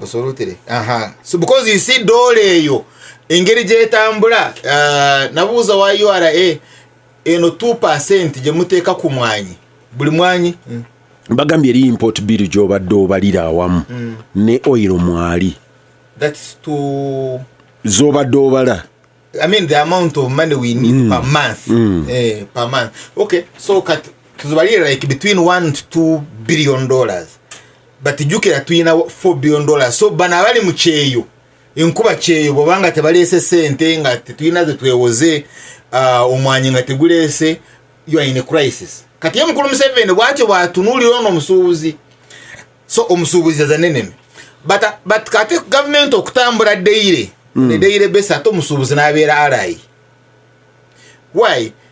Nti bwendeta dayale eno kino kitabo kyempandiiseemu kuva wabweru. Government efuna ko omusolo nga nkiguze. Because it's an indirect tax. Naye government eyagalirawo sente ezo ng'omusuubuzi akiyingiza. so kato musubuzi agenda kuzijjawa. That means omusubuzi yeewona mu banka to pay a tax. That's why you see gwe bolete muluka ng'oyina bond, muluka nebeera mu bond eya URA, oso musolo ogusasula ng'otunze when you sell. But omusubuzi bw'aleeta ebintu n'abiteeka mu dduuka ye. Sebo ennaku zino tulina ze tusasulira e Mombasa. I don't know. Ebyo obadde tobimanyi. Sebo ennaku zino olutuuka e Mombasa eriyo emyaka tusasulirawo e Mombasa. Emyaka mpya anti bamanyi mwina sente. Kakati anyway, so you the problem jengeza okulaga eri nti ono omusuubuzi ayina okugenda mu banka afune sente eziriko interest asobola okusasula omusolo the indirect tax. Kati wembanga sikiguze if I don't buy it. Charles, actually ekyo kyoyogerako weewali ne challenge oli omusuubuzi gye yabadde aŋŋamba eya IFRIS nti nze oluinvoicing abe kapapa yo URA ng'ekola ki ng'embala nti oli ne bwansasula oluvannyuma lw'omwaka yo URA eyagala nze neewole. So kati mbadde nkulaga it is not on income coming in, it is on invoicing that they count their tax. Therefore ono omusuubuzi gw'oyina akola mawuledi Butambala n'afulumya $5,000,000 akola gambling wano kasino n'ayokya billion mu wiiki agenda okukola embaga n'aggalawo enguudo. Kati oyo sente ezo government ezimuggyako nga looni, so it survives on a daily basis. But the larger issue yekatereka gya kugambye temujja kutujjako. The easiest person gw'osobola okumobilizinga kati musuubuzi oba omuntu gw'osobola okuyitiramu n'okunga abantu is omusuubuzi. So is also an enemy in that direction. Now kati tutunuulire, so therefore NRA economy yayo is collapsing. Okugwa kwa economy eno kitegeeza okugwa kwa military. Now let's look at your electronic fiscal receipting. Electronic fiscal receipting and invoicing solution. The bwebanga VAT kati babasuubuzi ekisinza okubeeraliikirira eno fiscal receipting and invoicing basinga kweraliikirira wano bano abalala especially aba service ku invoicing. Kandi wali ku invoicing nze charge me at income and not on invoice. So kakati there are two elements in it. The first one is education. Bayinamu ebibiina mu basuubuzi. Kati ebibiina ebimu bigamba tetubawa abantu okubawa abantu mwe muntu w'essente bagamba URA okusomesa abantu ife muntu w'essente tubaleetera abantu mubasomese. Ne URA naye mu budget ye ayinamu sente z'okusomesa abantu mpitirivu. That's why I was coming. Yo URA gamba tugenda kusomesa abantu bana bebyana bagamba fe tugenda okubawa invoice fe tubaleetera abantu abakulira abasuubuzi. URA gamba ez'obutebe tuziina, eza room tuziina, ez'amazzi tukoze eki tuziina, tetwetaaga kuba ku subcontractinga. Kati mu lutalo olwo the business leaders ne bataleeta business people problem number one. So it's not true nti URA tebaddeewo. URA weeri and I was with one of the officers basomeseza but they have a problem with the leaders. Now let's go on the system. First and foremost, shop, the size of the shop. Because the teeka ligamba bw'oba oyina sales turnover byotunda sente zotunda mu mwaka ng'oweza $1,15,000 you are eligible to be VAT registered. Bw'oba toziweza then tobeera VAT registered, tobeera VAT collector. But edduuka gy'olaba wabwero girabanga dduuka naye nga munda buli muntu ayinamu omudaala gwe. But oyo ayina omudaala bw'ogamba mwenna mwegate mukole cooperative erinnya limu tebakkiriza. So bw'oba obalaba you can't basuka 150 million to be VAT registered. Kati ekyo nebeera obstacle number one. The second obstacle nti bwe kibazo bw'okola amazzi waliko VAT assuming it's 200 kati nga kuva mu factory siringi 600 ate stika bagiyitaani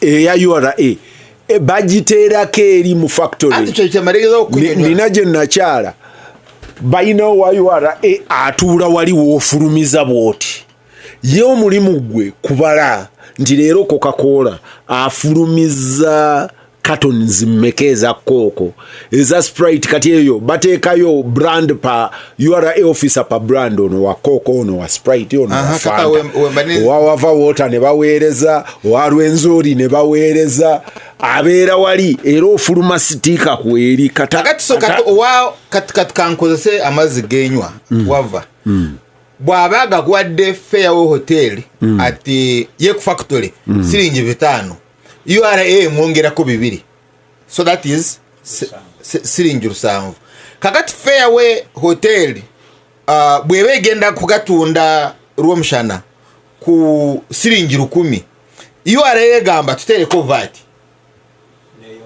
kati neyongerako siringi 2 ezaayo so ze 10 mu 2 kati mu 10 waliwo VAT 2 waliwo VAT factory ze yateekako 2 kati waliwo nawo VAT ezizo zojje ku Rwomshana now ziri VAT 2 eza wava ze wasasula wava bajja kuzijjayo you are entitled to refund from Uganda Revenue Authority yes because you've paid VAT ngojja amazzi from wava kati nawe ofunye VAT nga Rwomshana amazzi aganywedde kakati eno ifris this receipt omulimo gwayo is kukujjako siringi 2 zojje ku Rwomshana because ozinzijeeko kakati ono musuubuzi agamba saagala receipt eno 2 zojje ku Rwomshana. How are you going to account for it? Because it's not your money. you get my point. Now then there are 2 elements. One, are you VAT registered? Bobanga told you VAT registered, then you don't charge VAT. So that means zino 2 oja kumpa receipt nga teri iko zino 2 and oba kukwata ngo ine ekintu no baraga receipt eri katujite ordinary omulimu gwawe gwagenda kucheckinga n'eri edduuka are you VAT registered kati obasanga ngo oli VAT registered naye nga wawa ordinary receipt then you are in trouble. But if you are VAT registered nga Rwomshana bamucharginga VAT and togisasudde then they fine you. That's why now there is a problem with enforcement. You get now the third one is between the businessman chiwaza ine duka na Rwomshana the buyer there is a middleman.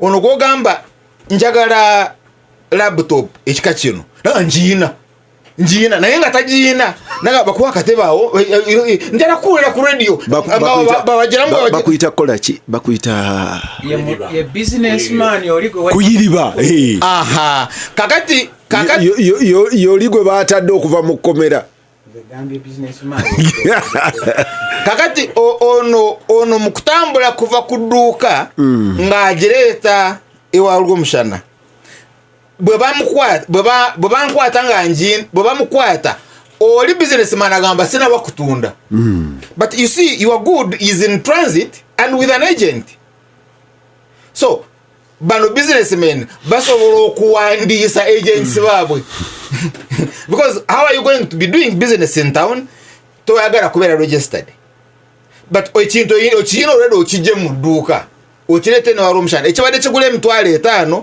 nze nyongeramu $1,000 agumugoka so nalamuza wane engato ne bagamba $35,000 but twakiguze mu town $15,000 so wano kuva wano sagala kwogera kyo because ali njagala but kuva wano obukoto okutuuka mu kibuga nga yongeddeyo $2,000 ene $2,000 ne kwezo VAT kweri tayagala nayo kukola ki tayagala kugisasula. So is it possible then to register this because research jenkoze bo VAT system bwe ekola obulungi nga bacharginga consumption then mugenda kuva ku customs the economies ennungi ezispeakinzeof kati tezikyafuna nsimbi nyingi nnyo kuva mu customers kati zizifuna on value addition. In other words, amazzi ga siringisi 10 Sheraton Fairway Serena bagamba mutwalo gumu n'obunga wano getunywa 10 wano gofuna wano 10 n'obunya but wali bagamba mutwalo.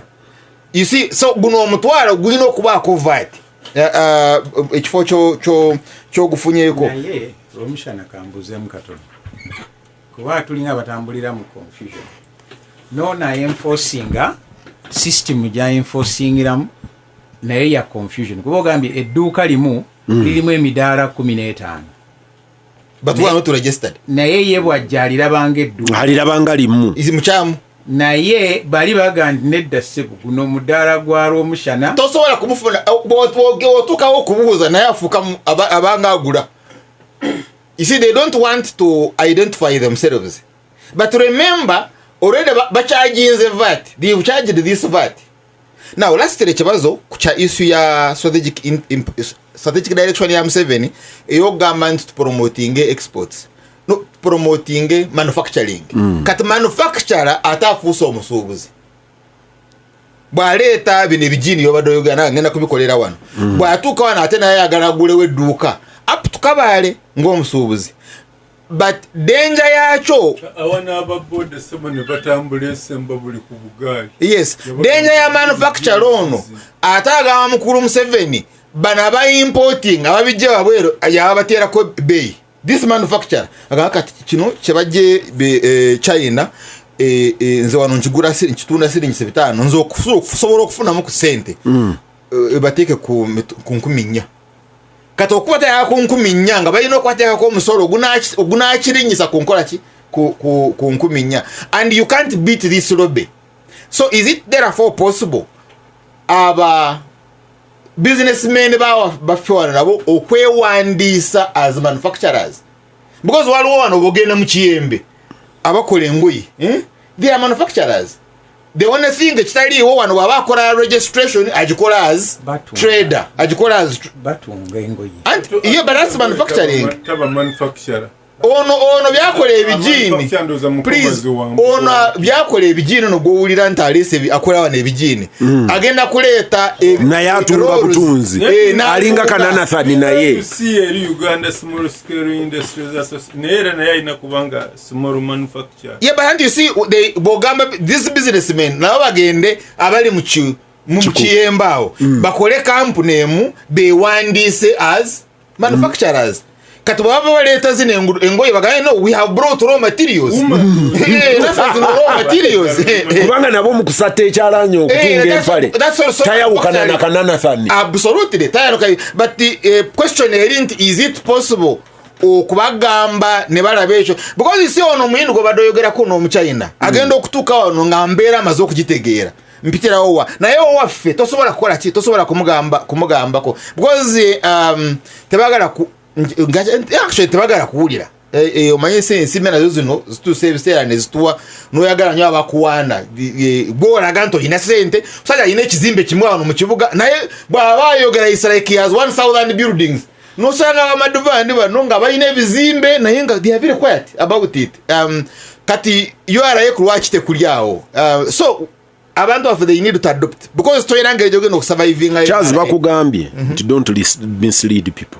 That's the information I got.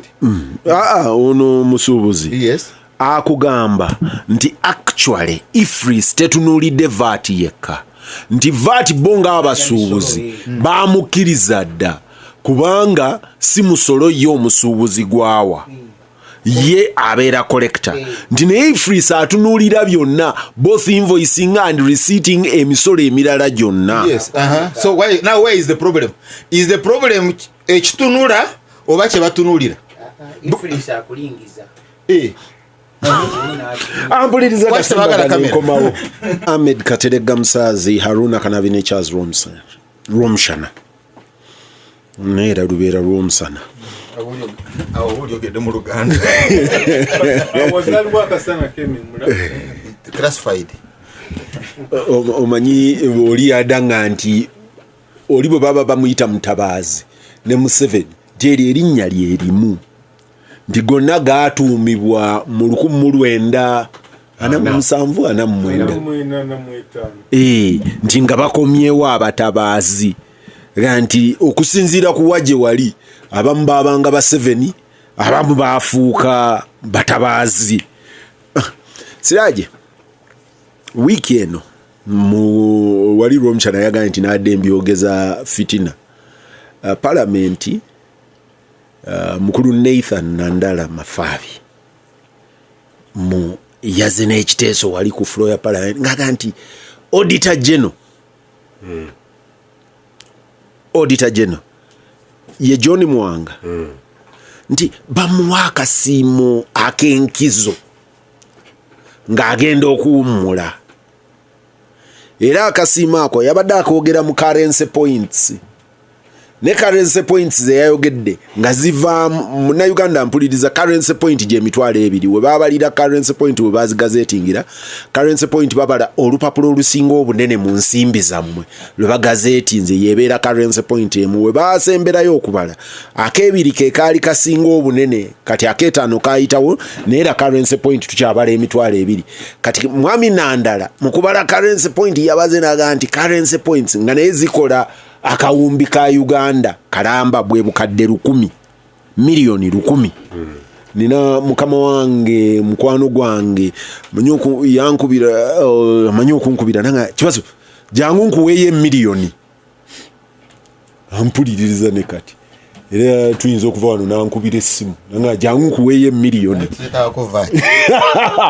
oko tebateekako iflis abana bange bagala kumubuuzaako vaako kati emilioni 10 ngaga nti bazimuwaawummule ekiteeso bwe bakireese ku floor ya parliament mukubaganyamu aga nti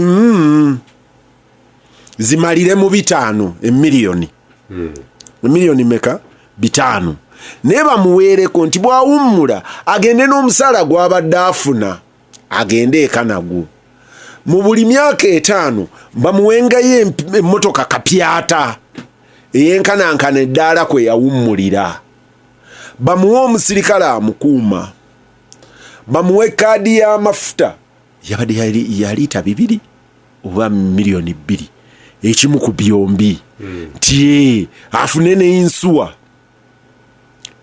ebyo byonna bifuna ne mu Uganda mulimu etteeka lya pensoni bw'owummula ng'obadde mupakasi mu gavumenti obeera entitled to pension ate pension eyo baagibala okusinziira ku musaala gw'obadde ofuna w'owummulira.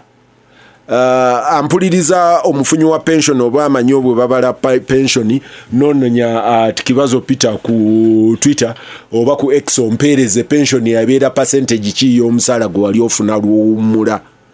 In addition to that, bw'oba obadde mukozi wa gavumenti omuwummuze bw'oba ofuwummula balina kye bayita gratuity ogenda naye kati ku 4 mukulu John Muwanga byafuna eri etteeka limuwa ne gratuity limuwa ne pensioni ate kati bano bamuwadde n'omusaala kati simanyi oba byombi abifuna byonna byogedde ani abewa parliament biri muteeka anti parliament teeka likolebwa parliament kati parliament bwebanga yaweebyo kulwaki ola tesobola kwongerako kirala anti erina okuddayo n'eyamendinga liri etteeka lya public service kati what it did is over and above. Siraje Rubwama newe byatuukidde ng'ono agenda okuwummula mu kyafa kirina kiye ayinamu empapula ze bamugambye wayibuuliriza ku bano abeewa ensako era ababadde badiibuudo omudidi mu gavumenti That means it's a bribe. That means it's a bribe. Ekyo katima. John Mwanga gwe manyi. Gwolowooza gw'omanyi. Gwendowooza gwe manyi. Tayinza kukkiriza kirommo kwa 5. Kino kiyise kirommo. Abaana baba bagenda okuwummula balya ebintu byonna mu keesi nebamalamu ne bazimba n'embuto. Kaakati ate bakoze ensobi. 5 byayagala bagamba bye bamusuubira okubuulirizako ate ebireese controversy abekatwe ne bakolamu n'ekinusu kye bayita ekyebitaano nti mpaayo kimpuuga awo ebibadde bakiyita kido kati eyo kakiwadimbi nnyo okugiteeka ku muntu bandi muwadde wakiri 6 whatever nalabye Joel Ssenyonyi yali leadi ekyebitaano bakiyita batya mpuuga kimpuuga naye kana kulwaki oyagala akiddemu baali bakiyita kido kulwaki kana oyagala yakiddemu nayo ittima mu abadde ki palamenti katudde ku kirombo erisinsiya nti bwe naaba bawa nga bwe batandise nga bwe batandise ya district eyokuba bafoma vice president emmotoka na biki baddeyo ku baloopu bonna babawa ebintu ebyo senga bajeti yaffe eba ekimala. Ekyokubiri, omuntu ono ali independent nnyo. Kiki kyomwagala okumuziba ng'omuwa ekido oba kimpuuga asobola okukola ki? Nadde nsuubira loopo kirwanyisa naye yagambye ndi wa mawulire yagambye nti ebitaano bingi at least zandibadde hafu bitaano kati ye ekitadde ku kwoto kwawukanako n'ennandala naye nga bonna bakkiriziganyiza teyagambye hafu yabadde agamba hafu 10 ne ku bitaano yabadde ayagala zibeere leesi 2.5 naye ate ye bwe yatukoledde tweet yatugambye aziwakanyiza ne sekuwakanya yenna si kyekiri ku Hansard naye ekituufu kiri nti wateeka okubaawo omuntu amateeka gakkiriziga omuntu asiibula bw'onaakitandika bw'otyo abapoliisi nabo bajaga nange bampe kyendifiirako noono bamuwe kyendifiirako wa poliisi asula wano mu uniport ye bagimuwe AK-47 yagende nayo yakawummula Okoth Ochola AK-47 yagende nayo Uniport agende nayo omusaala gwe bagumuwe ogwenkana abadde avuga patrol naye agende nayo wabanga waliwo system parliament yenyini gyeyayisa mu public service nawumula na kino toteeka okuleetawo service awards eziri special ezirabika nga ate ezagala compromisinga away from the joke this is an utter obscenity total obscenity kuno kuwemula batuuse nga batuuka ekiseera nga bagambye nti tubadde tuzina amazina nti yali awandiika ndooza Byron Kawadwa awandiika Majangwa ne Nakirijja kati wano we twatuuse tulina Majangwa ne Nakirijja ku street baga nti abamanyi omuzanyo gwa Majangwa ne Nakirijja sijja kwongerako naye olina Majangwa ne Nakirijja ku street bali ku street naye baga nti si feffeka ffe tujja okulabika bwe tuti naawe jangu otwegatteko obeere naffe nga naawe oli Majangwa kakati Muwanga naye bamutadde mu mazina ga Nakwale kati naye alina kufuuka Majangwa kakati bwe banaamala naye bamufunire Nakirijja enkyogenda kusanga nga Betty mukwano gwange IGG kati ogenda kusanga Betty IGG nga naawe wumula n'ebibyo yaba afuuka Nakirijja woono because we have just reduced ourselves to that level. Kati gyewandigenza okuwaaba senga parliament yakoze ensobi yesiga eddamuzi naye olwedde nabo babasiiga dda Banakirijja ne babongeza akantu ne baga nti naawe wumula bwoti kano nasanga mukwano gwange Profesa Kanyehamba nga ne sente za poliisi amukuuma ziriddaga nzizibampa tezimmala mbeerewo ntya nesanga mukwano gwa Justice Kasolo Lumumba nga naye aleka nawe katerega kuongeza nga naye ayina ettaka lyagula ku mulalu nebazuula nti omulalu yali nga tannagwa ddalu yali wa muzzukulu we namugamba asasule sente endala nga naye zimubuzaga nawumula sifunye kasiimo kati abantu abo banaabanga bajja kufuna kasiimo bwe kati kabeera cross eriyo munywanyi wange omuwandiisi omuwuliriza waffe ye ate description gyakozesa si Amajangwa na Nakirijja kanti in short the auditor general must be engineered into a vampire nti naye balina omukanika afuuke kanywa musaayi olina okwegatta ku luuse lw'abakanywa musaayi. Mukwano gwe Kasirye Gwanga bamuwa retirement package n'agimalawo n'aganze nkomyewo mpa omulimu n'omu advisor era n'afaga era yagamba yetawummulanga magye mpaka kufa. Profesa yagenda n'awummula kati ne bamuwa ekiri wansi nnyo naga nti nkitutte ssebo. So ndowooza obuzibu waffe ne bannamawulire Ahmed Kateregga Musaazi mukalulu ka kabiri mugumu eriyo mukwano gwange twali naye ne Romshanono ebizibu ne bitutuukako nga sebo kibazo nnyonnyola Majangwa ne Nakirijja ndi tuwe brief y'omuzannyo sebo mukama wange luli baatukwata ne batukunyugunya ku ttale kati ate era ne leero noonya bantwale Romshana gwe nja okuwakola brief y'Amajangwa ne Nakirijja sibiriimu mukalulu ka bbiri mugumu nakolako interview n'omugenzi General Parts Mungu amusasire olwokuba kyakisuubira nti kyekyali ekisanja ekisembayo ekya President Museveni ssemateeka yali tennaba kulongoosebwamu. Kaakati General Parts naawe ekirowoozo era twakikuba mu bukedde nti President Museveni n'okumusiima gy'atujje State House kubanga eri ey'entebe yali ekyaddaabilizibwa eno State Lodge Nakasero nga yalinyisibwa naye neefuuka ki State House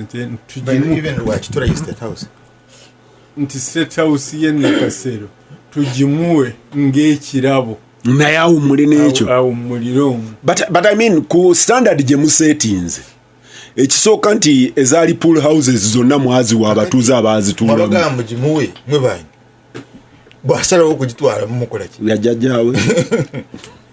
So ekirowoozo kya General Parts tekyagenda nnyo kubanga ate abantu basawula Saabalwanyi agire ki Saabalwanyi asigalewo nondoza ekimu ku byagala okuleetamu embeera eyo bawa abasalawo Bannayuganda itwakuba obululu bw'ekifungo ku political system ekyo parliament n'ekisalawo federal ne tugiyisa mu genda maaso ne bino ebintu bireke konamu mbadde njagala oba obadde weerabidde process bwe yali naye kiri kye mbadde ngezaako nti okufuba okulaba nti omuntu agenda bulungi bw'aba awummudde.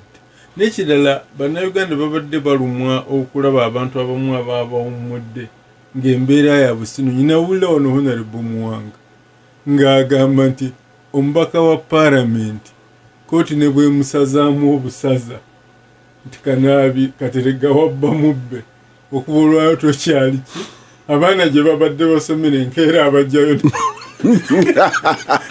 naye beekolera ka pensioni bakeekolera naye ndowooza oba lwakuba kasanga n'amabanja mangi naki. So enkola yonna y'okwagala okusiima omuntu ng'akoze awummule bulungi teyandibadde mbi naye engeri gye tukikolamu era nze ku lwange kituzaayo ku Salary Review Commission oba bwe twagiyita eyali egenda okusibwawo kibe nga kikaatinga across ate n'abakugu bakitunulemu kibalirirwe naye kati okukwatanga first of all kati nga kino ekyaba speaker tekyandibadde kibi nakyalira mukadde wange Alhaji Kigongo mwiki gye yali afuniddemu akasiimo k'emmotoka nga musanyufu naye ne mugamba nze kati nga ggwe eyawummula mu gavumenti nkuwagira bakuwa eki emmotoka eno naye abantu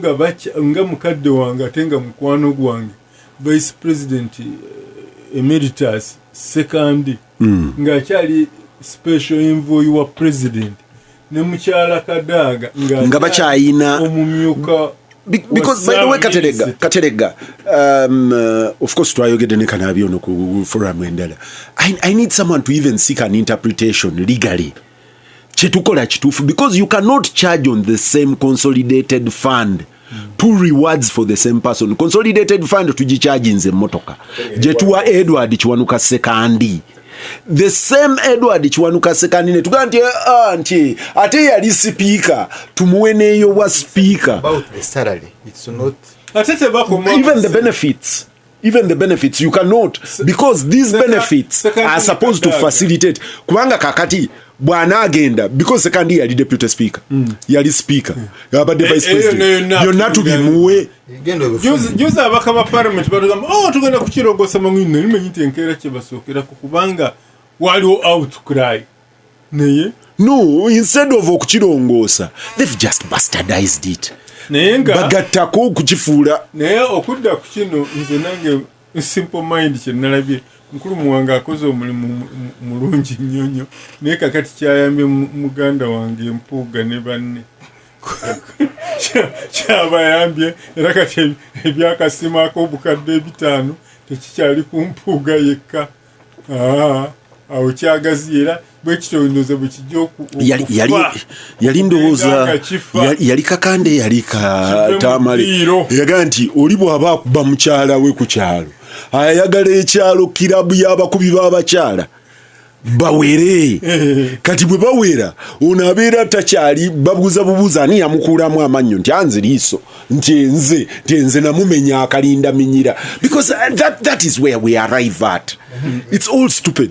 naye ekyandisinzeeko Salary Review Commission sikola mukulu otafiire yajja ne ebbageri mu 2010 nga tugenda mu kulonda kwa 2011 na buli kati parliament tekiteesa Haruna Kanabi kyetaaga kulogosa mu ssemateeka. Muzeeyi kintu musoke mukama wange mu Independent Media Council mukwano gwange philosopher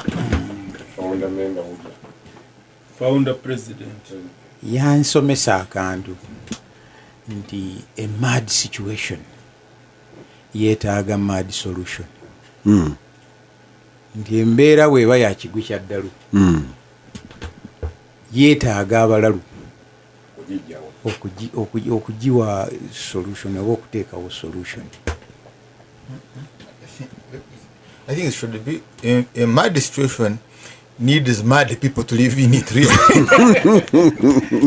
Ate oyo mulala yaga nti okubeera mu Uganda nagwo mulimu kubanga oba okyawuliriza bino naga nti ate ne muwanga wuno bamuleese naye bagenda kumuwa weziri kati bw'obanga ddala naawe si mulimu kubeera Uganda wanige nti tumukandaba kati bambi kibazo amaze wiiki namba ng'obusungu bumuli bubi ayagala nakugenda mu Constitutional Court akole ki awaabe naye njagala ekintu kino mukulu kibazo tukigazi omanye kyanewunyisiza nga Kanabi mukakkamu nnyo yaga nti kubanga gwe wakajja ku mwalo owulira buli awunya ebyennyanja kakati abana abaluddeko basiraji abasula eggaba abalunnyanja owuza mwalo guwunya biki kakati gwe wakajja wadde onaabasabbuuni n'otukula naye ensi gy'olimu tonnaba kugitegeera kubanga muba mumalayo kino ekirala ne kikola ki ne kijja naye nze njagala kuddayo ku musuubuzi ono gwe baga nti twagala tulabe buli ifulisi tujjeyo. You imagine mu wiiki abasuubuzi lwe bakuba enduulu ku ifulisi oli lwatuula naaga nti muwanga nti ab'amasomero ne bakaaba nti n'omukozi n'ez'amasannyalaze n'ate ne pensioni ojja genda naye abalina amayumba ne bakaaba gwe oyiiyaakako naawe osobole okubeerawo kuba gwe tojja kuba muwanga ne wavaayo omubaka nga naye olwedde baamusonga mudde olunwe naga nti ekiteeso kikino nkiresi mbako okuva ku opposition ku ludda oluvuganya nakyo kijjirayo nga banywanyi be bagamba dda nti naye era nga yali kulembeze nga ne mukulembeze munayina gye yabadde Besigye namuga nti ffe tetukumanyi ng'omukulembeze w'ekibiina Lukwago gwe tumanyi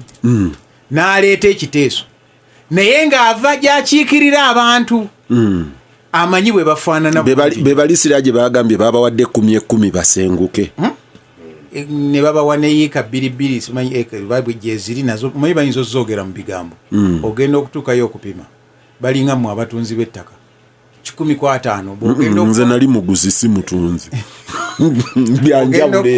naye mukulu kibazo nze guno omulanga guli ku bannayuganda bino byonna tujja byogera tubigendeko naye gwe kozesa bw'oba muzindaalo gwo muwanga tumugambe nti ne bw'onoobanga ogenze ku kyalo abantu bakimanye nti essente ze watwala za kibi. Waliwo gwe nalabye yeetabye mu misinde abantu nga bagenda bamuyimba walya essente zaki. N'ababaka ba paalamenti be tubadde tulowooza nti bajja kutuyamba nabo bennyini kati ate beegasse ku bali. Naawe Kibazza enkya bayinza okukukombyako n'otandika okunuunanga nti we puroguramu nga tekyagira nti omanyirwa omushana oyo ogira olindako tojja naawe ebeerayo naawe sigala keeka. Essaawa yeeno bannayuganda batandika okwetengerera. Bw'oba otutta omusolo gwange njagala ogukozese kye guyina okukola ki. Bw'ojja ku kereziya akatebe tukajjewo. Muwanga ze baagala omuwa si zaabo bannandala mafaabi. Yeggwe wa Ifrisi gwe baga nti buli kamu tukaagala. Yeggwe ow'amayumba gwe bagamba nti buli z'osolooza nga tumaze okufuna ne ziri ofunamu mmeka nazo tuzaagala. Awo woba otunula. Siraje ye agambye nti ye muwanga gw'amanyi tajja kufuuka vampire. Katuli kubanga tajja kuzina tajja genda kuzanyagana kirijja. N'ekirala kye tuba twebuuza ono eyaleese ekiteeso kubanga bw'oba oleeta ekiteeso oleeterako ne justification. Zino z'ensonga lwaki ndowooza kyandibadde bwekiti. Muwanga munaku nnyo etteeka weeriri kuba yandisoose nanga nti tusooke twamendinge retirement benefits. Naye ekyo ekirowoozo tekinnajja era ne bw'oba onookola amendment olina okuleeta ensonga lwaki oyagala kikyuke. Ezo ensonga kibazo sinaba kuziraba. Charles Rwomshana ono ayinza n'okuba mukwano gwa muwanga ono oba ogwa Nandala. I have worked with that old man. He's a nice gentle old man. Era Siraje gwagambye nti ye Siraje muwanga gw'amanyi tamulaba bwakunyuka na kikapu kya 5. Oli agambye nti bamufuula vampire naye nze mulaba ng'ayimiridde ku taxi park wali nti ng'eno eriyo nakirijja nga yafuuse majangwa. Kati mukulu kibazo what you are dealing with is management of an elite. Nga abantu elite mwabasoma aboluzungu musobola okuvaamu ekizibu against the NRA ate okusinga nnyo ng'ekyebakuba bwavu kyova olaba mulungi okufuna ensimbi ezo but kyetulina okunoonya kiri ku lwaki okugezesa kwazo bakitandikidde ku Baganda. So that's also very important. Hey, yes, Kahoza was there. Kahoza very strict. Bazmo bamu akasimu yete yakola. Governor Bank of Uganda Mteveri bamu akasimu bwe yafa mukyala we yagamba bamuwe ennyumba singa bali bakamuwadde yali bituukeyo naye still olaba yafiira mu office. The same system yalega atumuwe ennyumba. kakati tu kya Baganda ekyokubiri. So why is the experiment with the Baganda? Interesting ate mumuyomba ekyokubiri is the magic of 500. Why not 400? Why not 600? But bobola magic ya 500 is abampuga is 500. Ze babagula to amend the constitution, you remember? Million time, it's 5 million. Ze babagabera ba MPs, million atan. Million atan. Joano abakwa amuliro gobayocha. Abayochi bo muliro. Baba wa abawa million 5. So what is in 5 million shillings? But the larger issue mukuru azwe no kutunulira is the concept of person holder. Ntubanga obadde oli kiyonga. Oli minister. Bwebako obwa ambassador. Katogenda kutamuza ambassador. You go okutamuza is a minister. Can Mukuru Museveni say that is person holder, which is wrong, because person holder means that on redeployment ogana n'omusaala go, but you see Chiyonga was not redeployed. No, kujira. That is wrong. So that's a concept, because oyina Chiyonga omuwa omulimu naye otunulira welfare ye. Nti Mukuru Museveni waba deployinga bana abantu atunulira bwavu singa nze mbadde Museveni ate nanka mukwano go Chiyonga kigongo sana muwadde Muluka, because Muluka ayina nalyo antako nkakadiyo ile motoka you have vehicles tutuuse yewe ababa siya parliament siye wana mwangu kumuje chimwambonera imwanga mbeko chemumuwa nampuko golo that parliament sibo mbanyagala okukitunulira so you are managing an elite but elite bano boyagala ogendera kufumira emisala jaabwe in retirement olaba tekijja now let's look at those change differences eziriwo. Makerere University emisala jayo teva mu public service, what you would call public service commission. Emisala jayo jiva mu university council, yo ina system yayo grading wamu nebirala. Emisala ya judges ebyabalamuzi biva in judicial service commission na uba ina tamuzi zawe ezo mu judicial service commission ate mwe ateka mu bateka nti they are independent. Kakati parliament then bana abakozi bana bafa babulijo grades jotali mukuru RDC boba public service commission. Kakati parliament yegamba tugenda gendera ku public service commission because that is for government. Tugenda gendera ku parliamentary commission. Nebewa parliamentary commission nge ino buyinza obawereza terms. Kati bewa terms. But mu bufunze in one paragraph mukuru kibazo oyina vice president abadenga vice president kata awumude anonya ki mukubera presidential advisor olwantu mukumo wa presidential advisor ababu muwanta mu advice no amu wa presidential advisor for welfare. It is welfare. So but his welfare is already catered for in the law. No, katubote wolowoza because gobado ina moloka tomanyiza na convoy go ina minister mukwano go tayagala kumwa mpolisi ayagala wa maji wegala yakubye nyanja ayagala wa maji kakati but umupolisi no amaje bona they carry AK47 same skill so kata omuntu wabanga abada amanyide convoy umwamoloka satu nezimugoberera chobora ne moloka ne convoy ya mama uja kusanga mulando kuluza nga Minister of Education ngamwiri terimu nge mulimo bega ino kubera mu convoy nenga yali munda ngoli munda